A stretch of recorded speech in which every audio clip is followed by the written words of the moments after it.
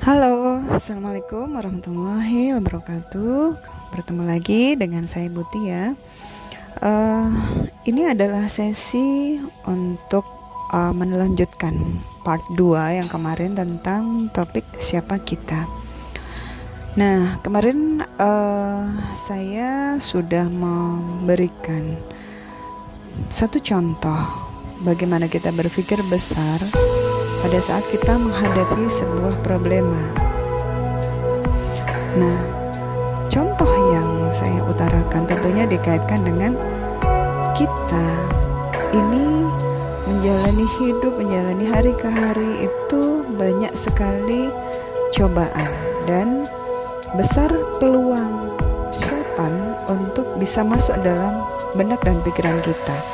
Di posisi kita yang benar pun setan bisa masuk untuk membuat kita menjadi benar ditambah salah kita.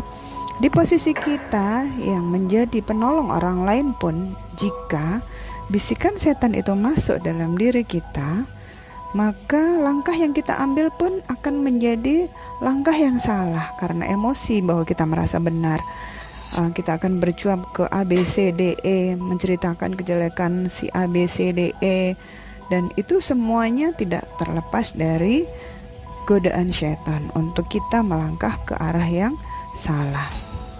Nah, di sini saya ingin memberikan contoh lainnya di luar contoh yang kemarin yang ada di part 1. Contoh lainnya saya contohkan ada pada saat misalnya nih ya, kita sedang berjuang dalam meraih impian kita. Contoh, saya kasih contoh. Salah satu contohnya seperti ini. Sebuah kasus ada seorang ibu rumah tangga yang mempunyai anak satu, kemudian suaminya bekerja dan dia tidak memungkinkan untuk bekerja. Kemudian dia harus mengurus anaknya, mengurus rumah.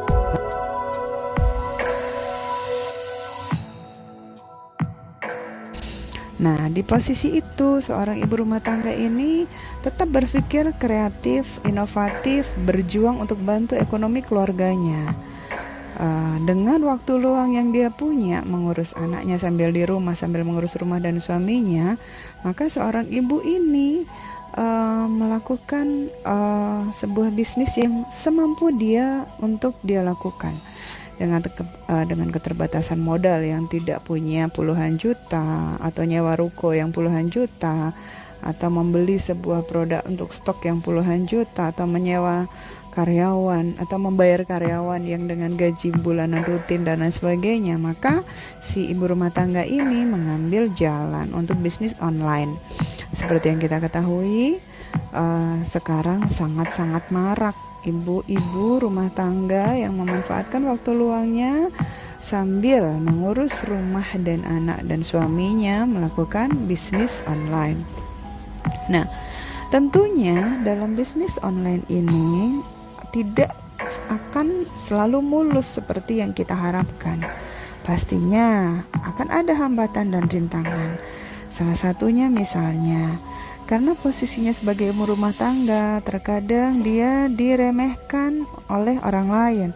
Pada saat dia menawarkan sebuah produk, mungkin orang lain, situ juga belum sukses.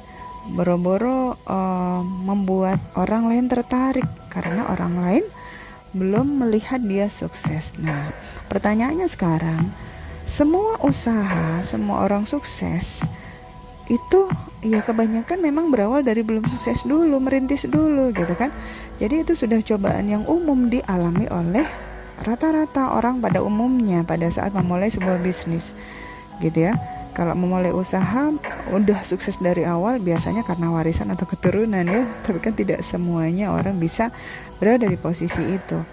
Di posisi yang orang yang memulai usaha yang belum sukses, maka sudah biasa dia akan menerima cibiran-cibiran orang, atau misalnya dia tidak mempunyai kepercayaan diri. Nah, itu semuanya akan ditempa dengan pengalaman hidup pada saat dia menjalani proses dia berbisnis online. Nah, contoh seorang ibu yang seperti barusan saya gambarkan kondisinya pada saat dia mau belajar, mau mencoba, mau berusaha, mau mengikuti strategi yang memang cocok untuk bisnis yang dia jalankan dengan semangat yang luar biasa, tentunya dengan marketing langit juga gitu ya, dengan kekuatan impian dia, keyakinan dia, kepercayaan diri dia, semangat dia, yang semua itu dibungkus oleh marketing langit tentunya ya, karena semaksimal apapun ikhtiar kita, kalau tidak kita bungkus dengan marketing langit, ya percuma, buat apa gitu ya. Jadi dengan keyakinan sukses yang luar biasa, maka akan membuat dirinya akan melalui tahap demi tahap perubahan dalam diri sendiri. Dia akan semakin percaya diri. Kenapa? Karena dengan adanya dia mau mencoba, dia mau belajar, dia mau berstrategi, menerapkan strategi, itu sudah menggambarkan dia sudah mempunyai circle yang berbeda dari sebelumnya.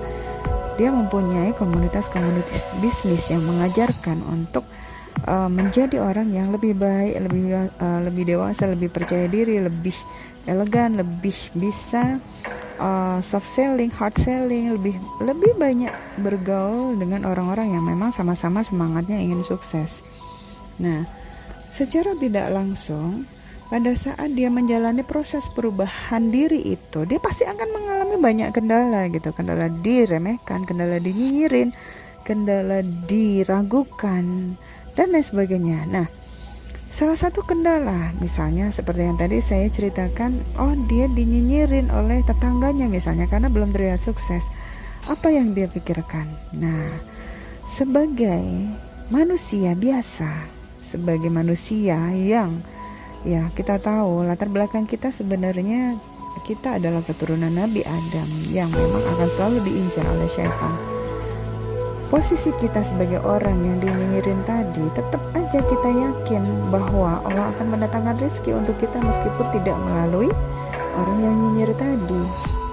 Ya, jadi tetap kita berpikiran positif, bersikap positif, dan jangan habiskan energi untuk menghadapi orang yang meragukan kita, untuk menghadapi orang yang nyinyirin kita, tapi fokus kepada peluang-peluang positif yang akan kita dapatkan.